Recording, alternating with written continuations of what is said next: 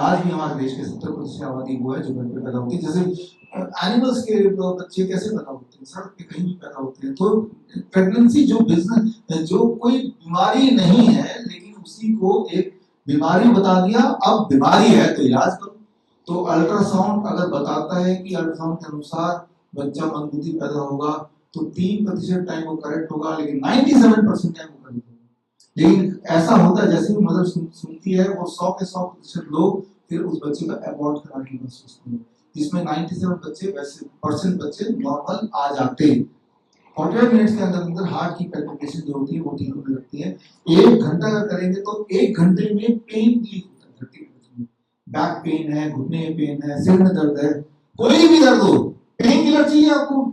अभी आपने पूछा था कि नेचुरोपैथी बड़े धीरे काम करती है, कोई भी पेन किलर जितनी तेज से काम करती है उससे ज्यादा तेज से काम करती है ये पेन किलर। आपको नंगे पैर धरती में चेयर लगा के बैठ जाना है और पैर जमीन में टच होंगे, 1 घंटे तक पेन रिलीफ नहीं होता।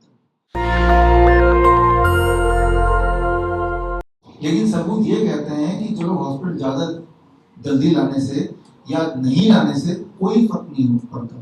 जिसको जिंदा रहना वो जिंदा रहेगा, जिसको मरना है वो मरेगा, राइट। और जो मैंने अभी बताया इसके सबूत अगर आपको चाहिए, सबूत ये आपके आंखों के सामने है। और विश्व.com से हार्ट अटैक में आएंगे तो मैंने एक वीडियो बनाया है 45 मिनट्स का, इसमें पूरा मैंने दिखाया कि हॉस्पिटल ले जाएं या नहीं ले जाएं। जिस तरह से हार्ट अटैक आ गया मंदिर ले जाएं नहीं ले जाएं, वो जिंदा रहेगा मरना एक ही बात है, ठीक उसी तरह से।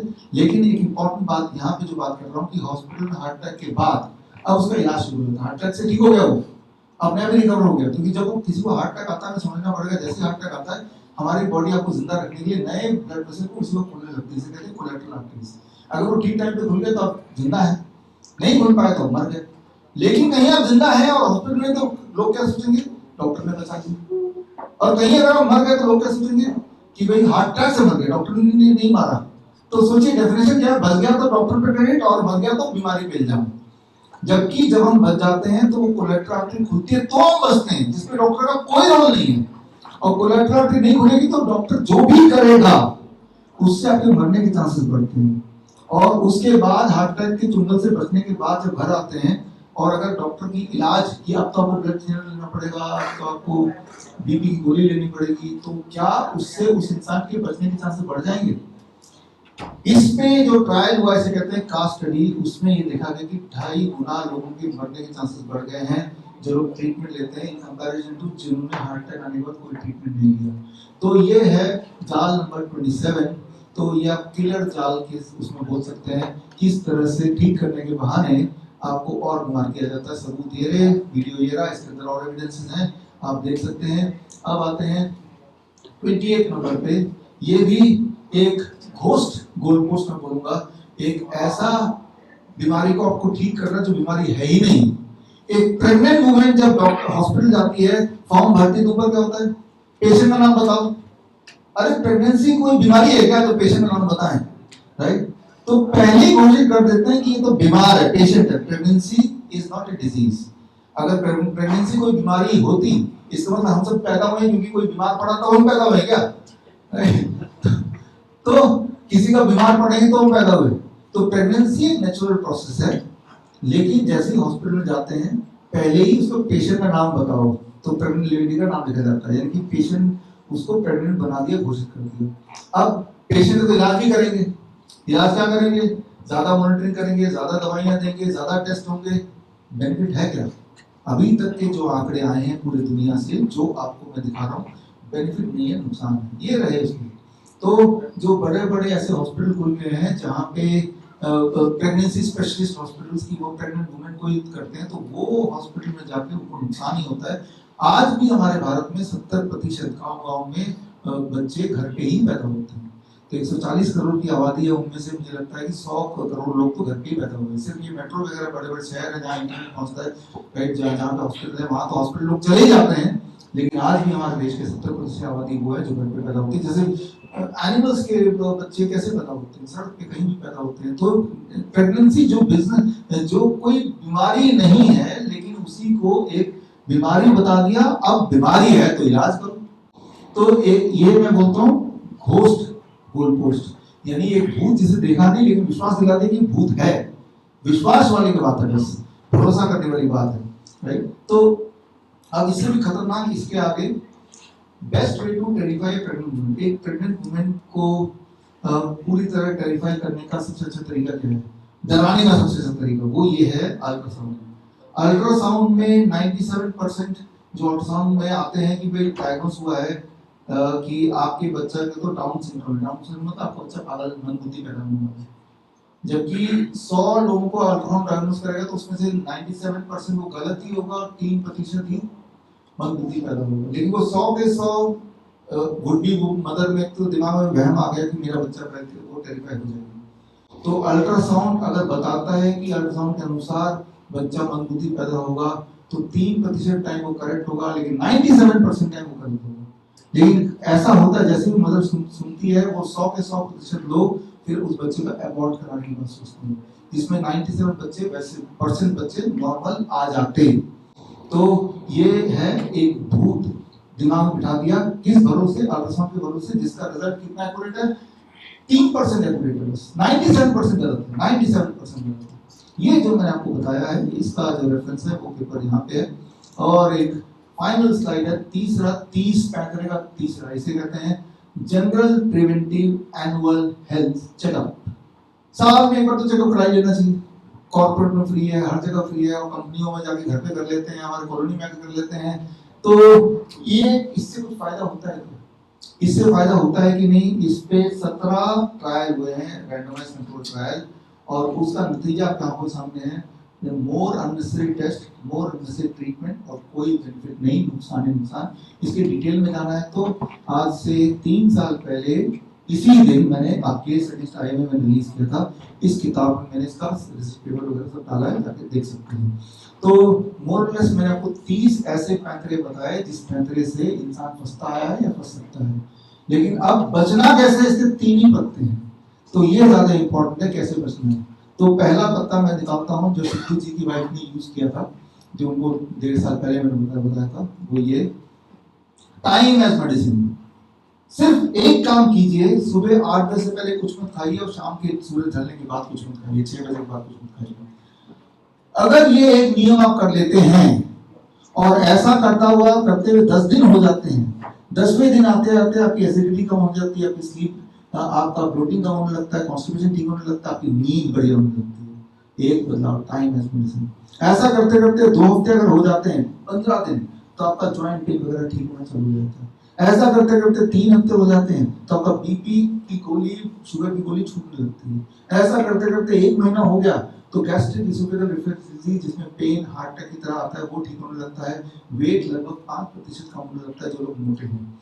तो सिर्फ एक बदलाव से मैंने दिखा दिया कि 1 महीने में किस तरह से बॉडी ठीक होने लगती है। लेकिन 1 महीना क्यों करें, हम तो हमेशा करेंगे, हर महीने आपकी बॉडी दुरुस्त होने लगेगी। Time as medicine. दूसरा पत्ता, इसके 3 ही पत्ते हैं, DIP डाइट। ये किताब हमने लॉन्च की थी भगत सिंह जयंती के दिन। ये DIP डाइट पिछले 14 साल से मैं लोगों को बता रहा हूँ, ये मेरा खोज है DIP डाइट।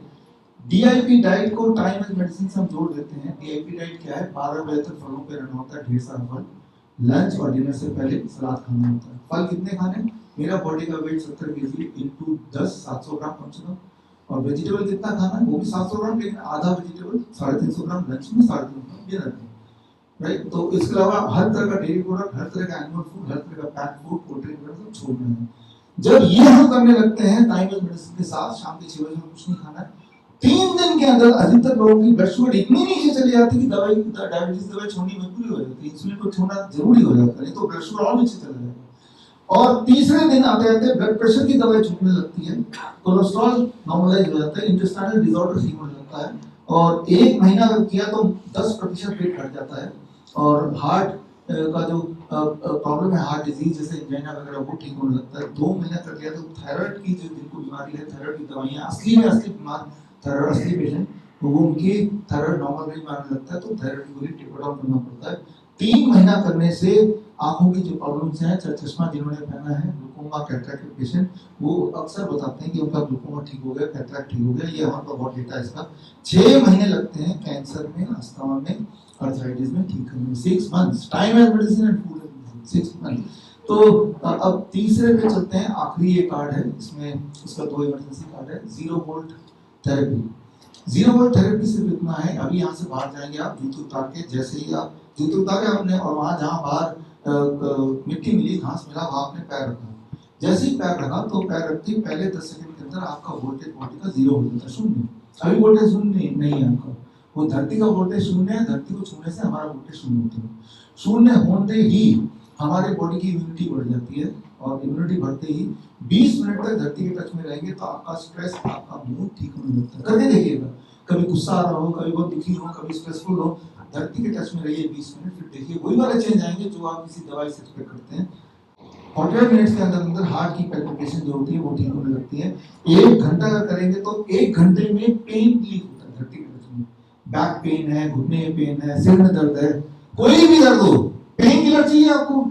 अभी आपने पूछा था कि नेचुरोपैथी बड़े धीरे काम करती है, कोई भी पेन किलर जितनी तेजी से काम करती है उससे ज्यादा तेजी से काम करती है ये पेन किलर। आपको नंगे पैर धरती में चेयर लगा के बैठ जाना है और पैर जमीन में टच होंगे, 1 घंटे तक पेन रिलीफ होने लगता है। और अगर 2 घंटे कर लिए तो उस रात की नींद अच्छी होने लगती है। हमारे जो पेशेंट्स हैं जिनके पैरों में घाव होते हैं, पस निकलते हैं, कैंसर के पेशेंट, उनको रात भर हम धरती के कांटेक्ट में रखते हैं। कैसे रखते हैं? एक तार ले लेते हैं, तार का एक छोर बाहर गाड़ देते हैं, जैसे ग्राउंडिंग अर्थिंग करते हैं, और दूसरा छोर उस पेशेंट तक पहुंचा देते हैं। वो पेशेंट अगर उस तार से कनेक्टेड रहेगा, उसके लिए बेडशीट हमारा है, जाने से पहले देख के जाइएगा, उस बेडशीट में तारें लगी जाती हैं, उन तारों से वो बाहर वाला तार कनेक्टेड होता है।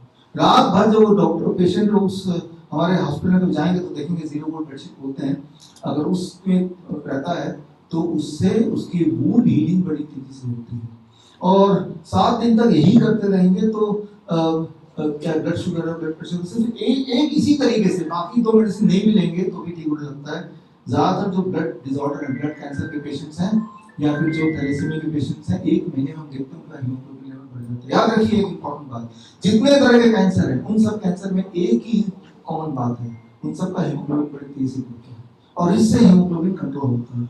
हीमोग्लोबिन आपने बढ़ा दिया और time as medicine, food as medicine कर दिया तो पेशेंट का कैंसर ठीक हो गया। सिद्धू जी ने यही बताया, राइट। और ये जो मैं आपको बता रहा हूँ, इनके सबूत भी इस किताब में, cure at the rate zero volt, और वो सारे मॉडर्न मेडिसिन के जो जर्नल्स हैं उसी के सबूत हैं। अब एक सवाल आता है, नेचुरोपैथी इमरजेंसी में क्या करेंगे?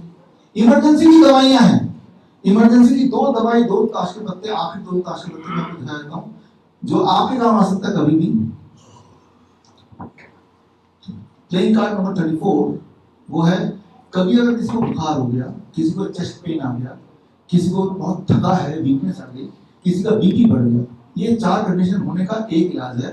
42 डिग्री सेल्सियस में दोनों पैर को पानी में रख देंगे और ऐसा आधा घंटा बैठते ही आपका फीवर कम होने लगता है, आपका बीपी कम होने लगता है, आपकी थकावट जाने लगती है, एंजाइना कम होने लगता है। हमारे हॉस्पिटल नहीं करते हैं, किसी को हार्ट अटैक आता है तो सीधे ये कर दो तो हार्ट अटैक वहीं का वहीं होने लगता है।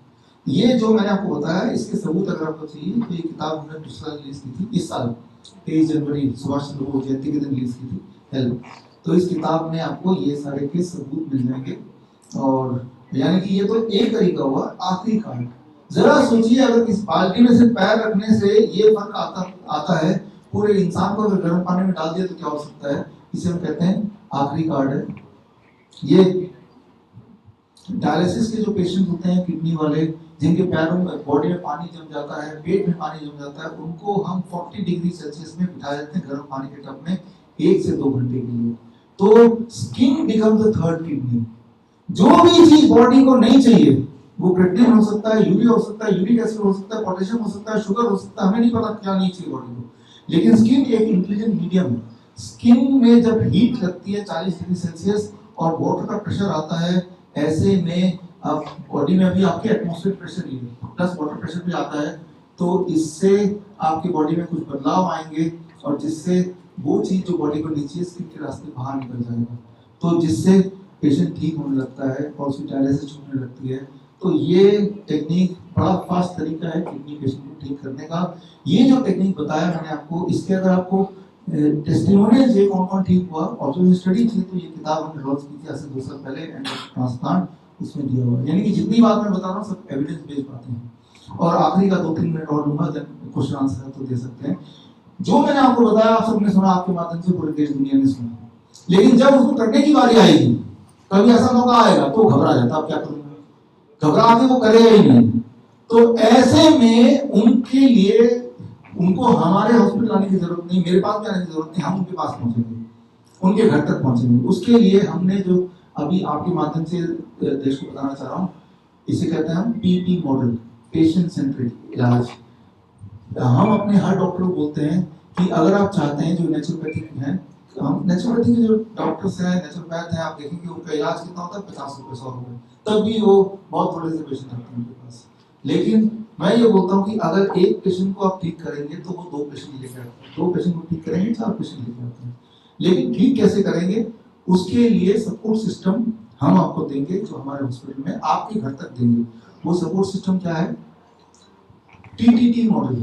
तो पहला है CIM, certificate in integrated medicine, ये 3 महीने की ऑनलाइन ट्रेनिंग है। तो ये ऑनलाइन मतलब हर संडे में 2 घंटे ट्रेनिंग है। तो जो मैंने आपको अभी बताया, ये 3 महीने में मैं आपको ट्रेनिंग देता हूँ, वो ट्रेनिंग दूंगा। ये ट्रेनिंग ऑलरेडी चल रही है श्रीधर यूनिवर्सिटी से। हर महीने हमारे डॉक्टर्स या हमारे जो स्टूडेंट्स हैं उनको कॉन्फ्रेंस मेडिकल एजुकेशन मिलता है, और उसके बाद जब वो पूरे ट्रेन हो जाते हैं तो खास एग्जाम होता है। एग्जाम वो वियतनाम से होता है, अगर उसमें पास करते हैं तो अपने नाम का भी टीटी डाइटिशियन वो लगा सकते हैं। तो जब वो ट्रेन हो गए, मान लो हमारा एक स्टूडेंट है जो ट्रेन हो गया, वो छत्तीसगढ़ में रायपुर में बैठा हुआ है फॉर एग्जाम्पल। अब उसके बाद एक पेशेंट आया, पेशेंट जब आएगा तो वो एक इतना बड़ा पोथी लेके आएगा, इन्हीं सारे 30 पैंथरों के एक पूरा एक फाइल लेके आएगा, उसकी रिपोर्ट लेके आएगा। और वो जो हमारा जो स्टूडेंट है जो पास आउट हो चुका है, उसको नहीं समझ पाएगा शायद, तो वो वीडियो कॉल करेगा। वीडियो कॉल यही हमारे ऑफिस में जो हमारे सारे डॉक्टर्स हैं, MBBS MD डॉक्टर्स हैं, वो वीडियो कॉल में पेशेंट से बात करेंगे, हमारा स्टूडेंट वहां से बात कराएगा, और साथ में एक सर्किटिंग चार्ट बना के देगा। वो 3 मैंने जो स्लाइड दिखा है उसके हिसाब से, उसमें भी हमारे डॉक्टर्स मदद करेंगे यहीं से। नेशनल दस्तक की आपसे गुजारिश है कि अगर इसको बचाना चाहते हैं तो नेशनल दस्तक को सब्सक्राइब करने के लिए रेड कलर के सब्सक्राइब बटन को दबाएं, फिर बेल आइकन की घंटी दबाएं। नेशनल दस्तक को बचाने के लिए बहुत जरूरी है कि हर खबर को शेयर करें, लाइक करें, कमेंट जरूर करें।